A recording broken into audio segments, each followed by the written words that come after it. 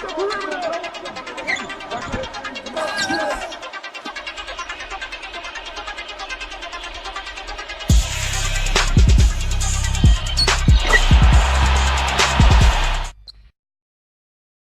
à tous et bienvenue pour cet épisode 2 de nos vidéos fondamentaux de l'été. Il fait beau, le soleil est de retour, c'est l'heure de lâcher la manette et d'aller sur le playground développer vos fondamentaux basket. On remercie l'ASPTT Metz qui nous accueille dans cette salle pour cette vidéo, une vidéo consacrée au jeu en 1 contre 1. Je vous propose de développer tout votre arsenal de basketteurs pour devenir un très bon joueur de 1 contre 1. On va voir ensemble quels sont les bons appuis, les bonnes attitudes à avoir, comment reconnaître votre adversaire direct et prendre les bonnes décisions en fonction des réactions de la défense. Bref, vous allez devenir un joueur de 1 contre 1 dominant. C'est parti. Alors première chose très importante, avant de tenter quoi que ce soit dans du 1 contre 1, c'est la position, la prise d'appui. On en avait déjà parlé dans notre vidéo sur le tir, c'est la base. La position de base, c'est ce qu'on appelle la position triple menace. Donc systématiquement, quand vous aurez la balle, ça sera l'attitude à adopter. Donc, quand vous réceptionnez le ballon, pensez toujours arrêt simultané. Essayez de poser vos deux appuis en même temps. Pourquoi? Parce que quand vous posez vos deux appuis en même temps, vous pouvez choisir de partir pied droit, main droite, ou de partir pied gauche, main gauche. Vous pouvez choisir votre pied de pivot. Si vous faites un appui décalé, comme ça, vous êtes obligé de pivoter sur votre premier pied. Donc le défenseur a déjà une information sur plus ou moins les choix qui sont les vôtres. Plus vous avez d'options face à votre défenseur, plus vous êtes dangereux, plus vous allez être difficile à défendre. Donc, essayez systématiquement, quand vous réceptionnez un ballon, d'être en arrêt simultané et en position triple menace. La position triple menace, c'est quoi? C'est ici, plus ou moins dans le creux de votre hanche. Vous allez positionner votre ballon. La main forte, idéalement si vous êtes droitier, donc la main droite, vous allez la positionner dessus et avec votre autre main, vous venez en protection comme ça. Et le ballon, il est dans le coin. Position, pourquoi triple menace? Parce qu'à partir de cette position, vous allez pouvoir passer, vous allez pouvoir partir en dribble et vous allez pouvoir tirer. Perdez les mauvaises habitudes qui consistent à, quand vous réceptionnez une passe, la voir ici, le ballon au-dessus de la tête, ça ne sert à rien. Parce qu'à partir de cette position haute, si vous voulez partir en dribble, vous allez perdre énormément de temps, vous allez perdre en réactivité. À partir de cette position-là, vous pouvez ne faire finalement qu'une passe haute qui sera très facile à contester pour le défenseur. Et puis essayer de tenter un tir à partir de là, ça va être très très compliqué. Idem si vous avez le ballon très très bas, ici ça ne sert à rien. Vous risquez de vous faire intercepter. Et puis c'est pareil, si vous voulez déclencher un tir à partir d'un ballon qui est très très bas, vous allez perdre beaucoup de temps. Donc la position qui va vous permettre le plus de réactivité, c'est cette position triple menace, arrêt simultané. Vous venez mettre le ballon ici, au niveau de votre hanche, en protection. Si vous voulez changer de côté, vous faites un petit mouvement comme ça, comme un 8, pour le passer de l'autre côté, avec les coudes en protection pour repousser le défenseur. Alors l'objectif, c'est pas de mettre un coup de coude au défenseur, mais c'est de protéger votre ballon. Et à partir de cette position, vous pouvez faire plein de choses. C'est vraiment la position de base pour lancer votre 1 contre 1, que vous vouliez dribbler, tirer ou passer, c'est un incontournable.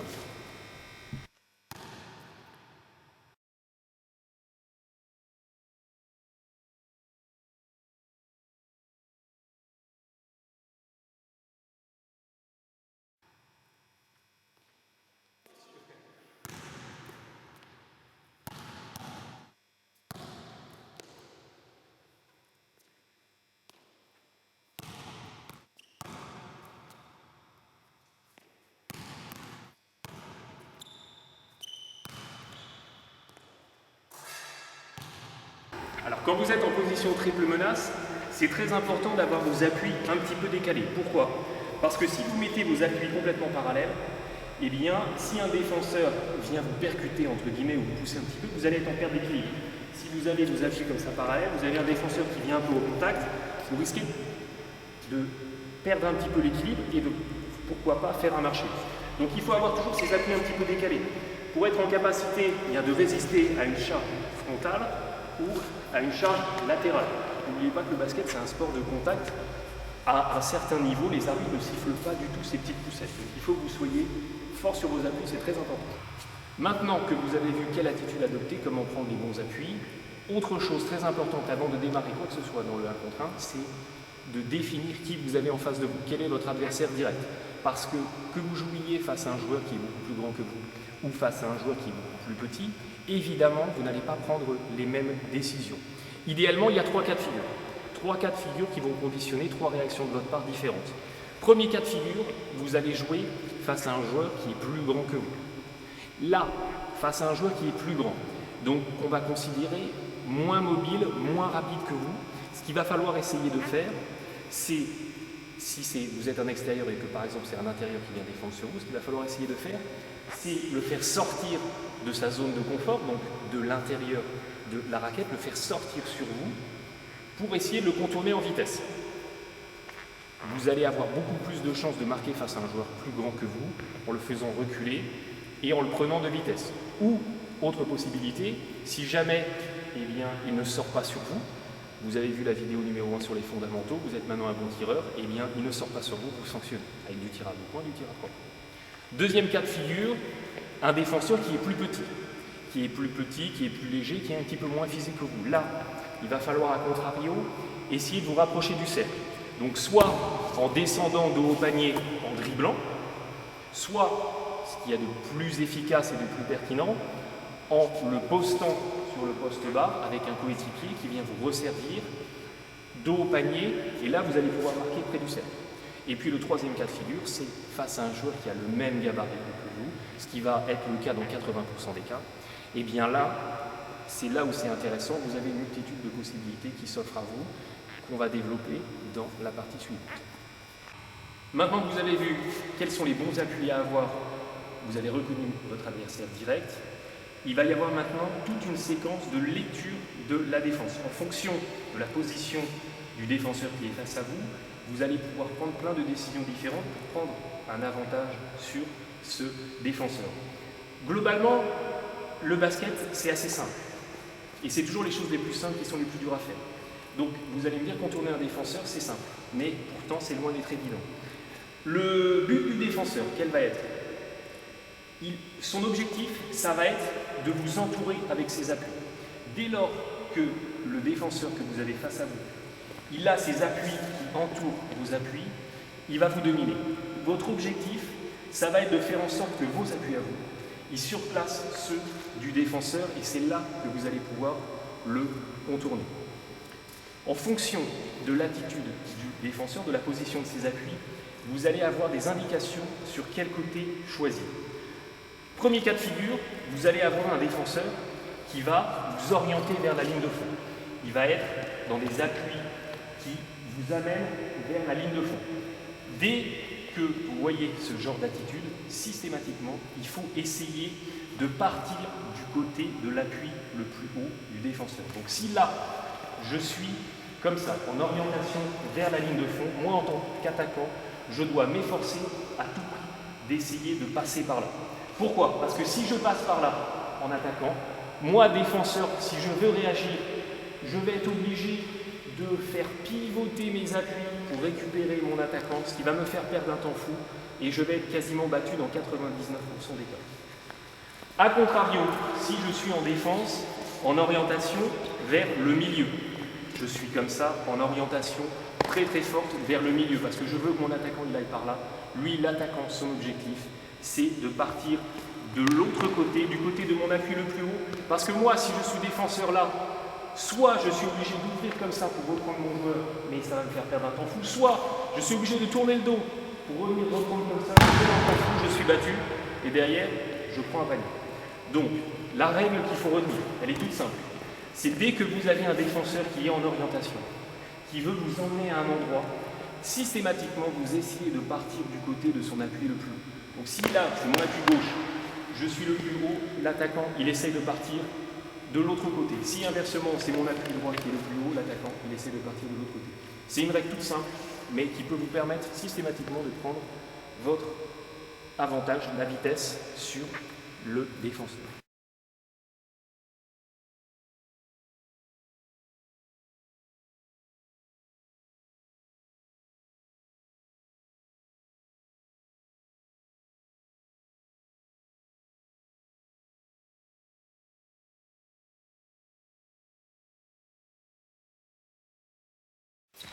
Maintenant que vous savez quelle attitude adopter, une triple menace, qui vous avez en face de vous, ici on va considérer que c'est un adversaire du même gabarit que moi, on va voir quelle est la bonne utilisation du départ direct que vous devez avoir, départ direct ou départ croisé. Donc le départ direct, je vous rappelle, ça va consister à partir pied droit, main droite avec le dribble, ou inversement, pied gauche, main gauche.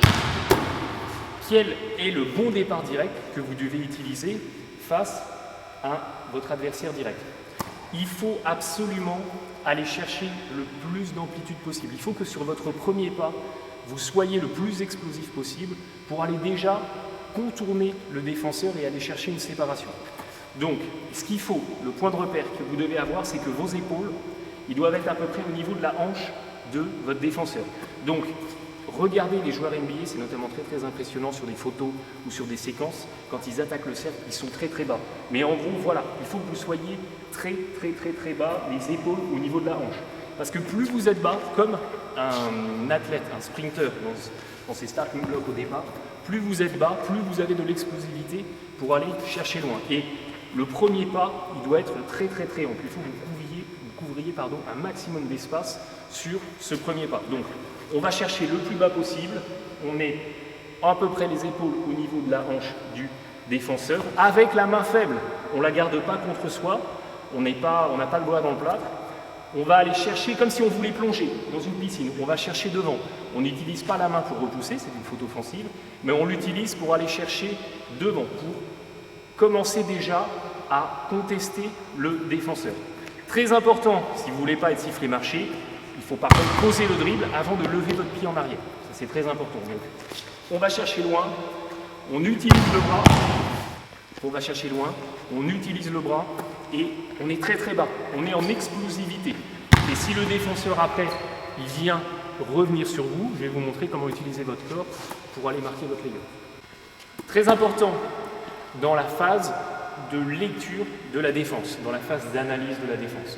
Il faut utiliser tout un arsenal de feintes pour essayer d'anticiper quelles vont être les réactions de votre défenseur. Si vous avez un défenseur qui est relativement statique, qui ne bouge pas dans vos feintes, ça ne sert à rien de vous embêter à essayer de faire quelque chose de compliqué. S'il ne réagit pas dans votre feinte, il ne réagira pas quand vous allez poser votre dribble et partir pour de vrai. Donc ce défenseur-là, il ne faut pas le tester très longtemps. Vous faites une feinte, il ne part pas dedans, vous y allez. Ça veut dire que c'est un mauvais défenseur, il n'anticipe pas. A contrario, quand vous avez des défenseurs qui anticipent beaucoup, vous faites une feinte de tir, il commence à lever les bras, vous faites une feinte de départ à droite, il commence à anticiper partir à droite, ça peut être intéressant de le lancer dans une mauvaise piste avec une feinte à droite pour partir à gauche. Ou feinte de tir, vous le faites quitter ses appuis pour aller attaquer le cercle. Très important d'utiliser le jeu de feinte pour comprendre quel défenseur vous avez face à vous. Alors très important dans votre travail de feinte d'avoir deux attitudes. Dans tout ce qui est feinte, donc des petites feintes de départ, des petites feintes de tir, des petites feintes de passe, il faut que vous ayez une toute petite amplitude. Les feintes de départ, les feintes de tir, les feintes de passe, des toutes petites amplitudes. Ça ne sert à rien de faire une feinte de départ où vous allez aller jusque-là. 1, vous allez vous déséquilibrer. 2, ça ne servira à rien. Et 3, vous risquez de faire marcher. Idem, les feintes de tir, et je vois des joueurs NBA faire ça, ce qui me fait m'arracher les cheveux. Les feintes de tir, c'est pas ça. Ça ne sert à rien. Ça, c'est le meilleur moyen pour vous faire déflecter le ballon et de perdre la balle. Les feintes de tir, c'est petit. Les feintes de départ, c'est petit. Les feintes de passe, c'est petit. Comme je vous le disais, si vous êtes face à un défenseur qui ne réagit pas dans vos feintes, vous faites une feinte de départ, il ne bouge pas. Vous faites une feinte de tir, il ne bouge pas. En gros, c'est un glaçon, c'est un monolithe. Mais il ne faut pas vous embêter. Vous faites une feinte, il ne bouge pas, on va y aller. Vous ne vous tracassez pas plus que ça. A contrario, si vous avez face à vous un défenseur qui anticipe beaucoup, vous faites une feinte de départ à droite, il anticipe très largement à droite, ou bien vous faites une feinte de tir, il quitte ses appuis, il monte très haut pour essayer de contrer, ce qui malheureusement est un mauvais réflexe encore très répandu, eh bien vous allez réagir en conséquence. Feinte de départ, il anticipe, je passe de l'autre côté. De même, vous réceptionnez la passe, feinte de tir, il part très haut, idem, il quitte ses appuis, il ne pourra pas vous récupérer, vous en profitez, vous attaquez le cercle. Très important de garder ça en tête, les feintes, petite amplitude, les petits mouvements, ça suffit, ça ne sert à rien de faire des grandes amplitudes. Petite amplitude et par contre, dès que vous prenez la décision d'y aller, là c'est grande amplitude. Feinte petit, départ grand. c'est binaire, c'est tout ça. Petit point très important, ça peut paraître un détail, mais ça peut être une différence significative. C'est souvent une mauvaise habitude qu'on peut avoir tendance à prendre, que les joueurs NBA, si vous regardez des matchs NBA, vous pourrez le constater malheureusement, il y a pas mal de joueurs qui ont cette mauvaise habitude. C'est pourtant quelque chose qu'il faut essayer de corriger. Vous avez beaucoup de joueurs qui, quand ils tentent un départ sans avoir posé le dribble, donc un départ arrêté, ils peuvent avoir tendance à, quand ils veulent partir en départ direct, à basculer leurs appuis comme ça. Pour aller partir, en fait, ils vont reculer leur appui pour se lancer. Ou à contrario, de l'autre sens, ils vont aller comme ça, balle en main, et ils vont partir comme ça. C'est un mauvais réflexe qu'il faut gommer. Idéalement, il faut que votre appui le plus en arrière ne bouge pas, que ça soit une catapulte. Pensez toujours au coureur de 100 mètres qui est dans ses starting blocks. Cet appui le plus en arrière, si vous faites un départ direct de pied droit, moins droit, il ne bouge pas. Il est fixe et vous allez chercher loin, vous poussez dessus pour aller chercher loin et vous perdez cette habitude de faire reculer l'appui pour aller en progression vers l'avant. Pourquoi? Parce que si vous reculez votre appui, eh bien sur la première séquence, vous n'avez pas avancé. Alors que si vous gardez votre appui figé et que vous allez chercher devant, eh bien sur la première séquence, eh bien vous avez déjà pratiquement fait 1 mètre. C'est 1 ou 2 dixièmes de seconde, mais 1 ou 2 dixièmes de seconde sur le défenseur, ça vous permet de le déborder et d'aller au cercle. Donc c'est très très important à surveiller. Entraînez-vous à faire des départs, vous mettez le long de la ligne, vous mettez derrière vous une bouteille d'eau ou n'importe quoi, vous entraînez à partir. Si vous shootez dans la bouteille d'eau, c'est que vous avez reculé votre appui. Donc c'est pas bon. Ça c'est très important, il faut vraiment que vous gommiez cette mauvaise habitude si vous l'avez. Donc je vais vous montrer tout doucement, maintenant que vous savez comment prendre l'avantage sur votre adversaire direct, je vais vous montrer, on ne va pas rentrer dans le détail parce qu'on pourrait faire une vidéo de 1 heure rien que sur ça, sur les layups, sur les façons de finir au cercle, les bonnes attitudes à avoir. Là, ce n'est pas le but. L'idée de cette vidéo, c'est de vraiment vous donner les clés pour prendre l'avantage sur votre défenseur. Pour ce qui est de la finition, ça fera l'objet d'une autre vidéo, mais c'est juste pour que vous ayez les grandes lignes. L'idée, c'est qu'on a vu que on part du côté de l'appui le plus haut du défenseur, on va chercher loin en utilisant la main comme protection. On va contourner le défenseur, je ne dribble pas pour pas que ça parasite le son. Le défenseur, il va être derrière vous. Il va falloir, sur cette séquence, utiliser votre corps en protection. L'idée, c'est que ici, le défenseur va revenir sur moi. Pour aller finir en layup, je vais utiliser mon corps entre mon défenseur et le ballon. L'idée, c'est de monter comme ça, avec la main en protection, pour l'empêcher de venir sur moi me contrer. Si jamais il revient un peu fort, il y a mon corps, ça va être une faute. Mais l'idée, c'est que on déborde le défenseur, ok, il se replace, on ne va pas lui présenter le ballon comme ça. On va vraiment utiliser le corps en protection. La main faible, c'est pareil en protection, on ne repousse pas, on est juste dans la prolongation de son axe, de son corps, on est en protection et on vient comme ça essayer de finir. Idem si on part de l'autre côté. Donc j'ai fait une feinte, le défenseur est parti, je pars de l'autre côté, le défenseur il revient se placer, c'est pareil, je vais utiliser mon corps pour créer une séparation entre le défenseur et le panier pour finir en minimisant les risques de faire raisonner toujours comme ça.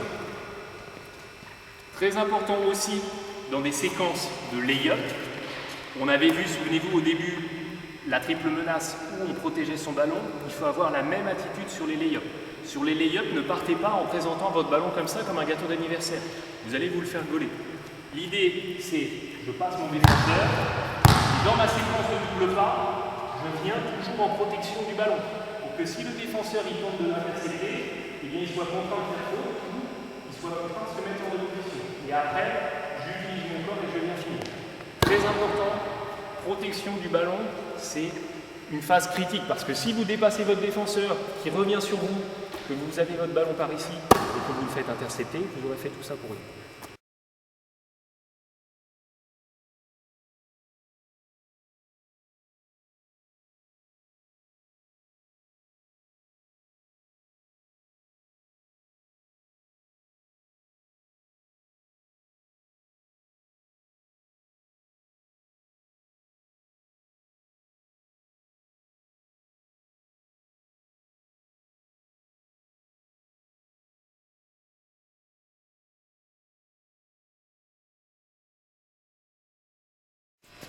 peut y avoir un autre cas de figure si vous avez face à vous un bon défenseur. Le bon défenseur que vous allez déborder sur votre premier pas, mais qui va réussir un bon replacement et qui va revenir entre vous et le panier. Ça va être l'occasion, c'est pareil, on ne va pas rentrer dans le détail, mais c'est pour vous montrer toutes les clés que vous pouvez utiliser. Ça va être l'occasion d'utiliser un step back, un dribble de recul, pour aller prendre un tir non contesté. Donc en gros, on est là, ok, on le fait tout doucement. On prend l'avantage sur le défenseur, on débarque direct main gauche, ok. Le défenseur vient bien se replacer pour contester l'action au panier. On peut en profiter pour aller chercher le step back, donc c'est en fait un bond en arrière. Vous pouvez le faire en appui décalé puisque c'est 2 pas, donc ça n'est pas un marché. Et l'idée c'est, on va au cercle, ok, et ensuite on vient pousser sur son appui le plus en avant pour aller chercher un décalage sur le défenseur pour prendre un tir. Donc en gros, en le faisant très doucement, on déborde le défenseur, on vient se replacer et on vient chercher le tir en décalage. Ça peut être très très intéressant si vous avez un défenseur qui est rapide, qui est mobile, qui conteste bien vos tirs. Vous créez ce petit décalage. Si vous êtes à l'aise sur ce mouvement, il faut essayer d'aller chercher beaucoup d'amplitude. Donc on va pousser sur son appui le plus en avant pour aller reculer. Plus vous avez d'amplitude, plus vous avez de décalage et plus vous avez un tir ouvert. Il faut par contre des bonnes capes.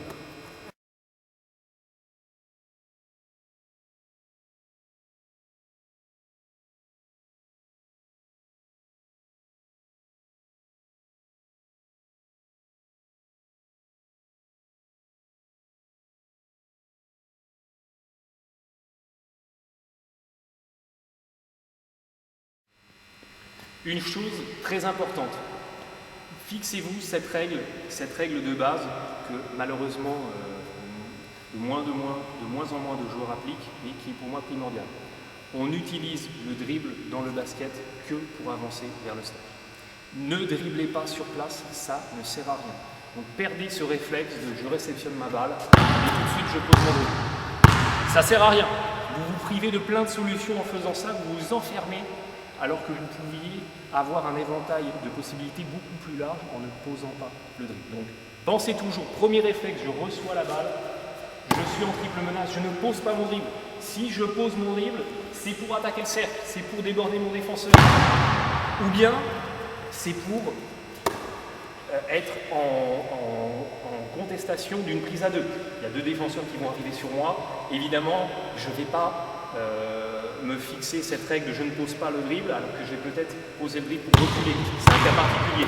Mais en gros, si vous êtes en marquage individuel en 1 contre 1, vous recevez la balle, ne posez pas le dribble, dribbler sur place, ça ne sert à rien.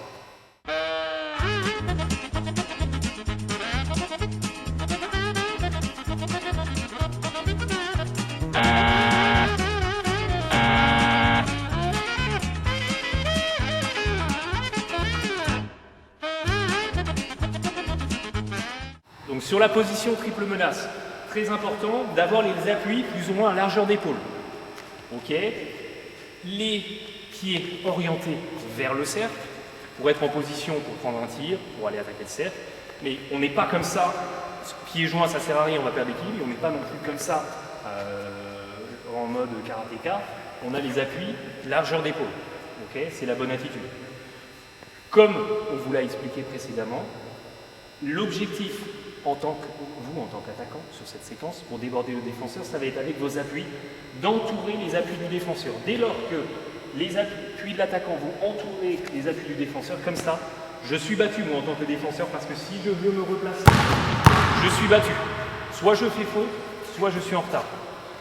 Donc dès lors que vous avez réussi à entourer les appuis du défenseur, c'est gagné. Et rappelez-vous, cette règle de base, elle est toute simple, mais on va essayer de partir du côté de l'appui le plus haut. Donc si on a un défenseur qui est en orientation comme ça, moi je veux partir de ce côté-là. Parce qu'une fois que j'ai placé mes appuis autour des appuis du défenseur, il est de dos au ballon. Et dos au ballon, je vais perdre beaucoup de temps à me replacer. Donc si je suis de ce côté, je pars de ce côté. Si je suis inversement appui haut de ce côté, je pars de ce côté. On part toujours du côté de l'appui. Et si on a un défenseur qui a ses appuis il n'y a pas d'orientation particulière. Il ne nous envoie ni vers la ligne de fond, ni vers le milieu. Et bien là, vous avez le choix. Comme je vous le disais, on utilise les feintes et on regarde les réactions du défenseur. On a un défenseur qui ne bouge pas, une statue. On fait une ou deux feintes, il ne bouge pas, on y va. On a un défenseur qui anticipe beaucoup, on multiplie les feintes pour le faire sortir de position et aller attaquer le cercle. Toujours cette règle, on utilise le dribble que pour aller vers le cercle. Donc, quand vous êtes dans des situations de feinte, ça ne sert à rien de poser le dribble. Utilisez tout l'arsenal de feinte que vous avez pour mettre votre défenseur hors de position. Trouvez la bonne séquence pour aller attaquer le cercle. Rappelez-vous, je vais attaquer le cercle, je suis très très bas, je vais chercher loin devant sur mon premier dribble, j'utilise la main faible, ne la gardez pas contre vous. J'utilise la main faible comme si je voulais plonger pour créer une séparation. Ensuite, je déborde mon défenseur et je vais essayer d'aller finir près du cercle en utilisant mon corps en protection et ma main faible en protection du ballon. Vous maîtrisez ça, vous vous entraînez là-dessus et croyez-moi qu'en l'espace d'un été, vous devenez un très bon joueur de 1 contre 1. Voilà pour cette vidéo épisode 2 des fondamentaux basket de l'été consacré au 1 contre 1. Vous avez maintenant toutes les clés pour avoir les bonnes attitudes, prendre les bonnes décisions et devenir un meilleur joueur de 1 contre 1, un joueur de 1 contre 1 plus dominant. Évidemment, on n'est pas rentré dans le détail de toutes les possibilités qui s'offrent à vous, les spin moves, les crossovers, les finitions, lay-up, lay-back, teardrop et j'en passe et des meilleurs. Il faudrait une vidéo de 5 heures pour faire tout ça, mais l'idée c'est juste que vous ayez déjà les bonnes bases, les bons appuis, les bonnes lectures de la défense pour prendre derrière les bonnes décisions et derrière vous offrir un maximum de chances d'aller finir près du cercle. Je vous dis à très bientôt, merci de votre fidélité, bon playground, bon été et bon match à tous.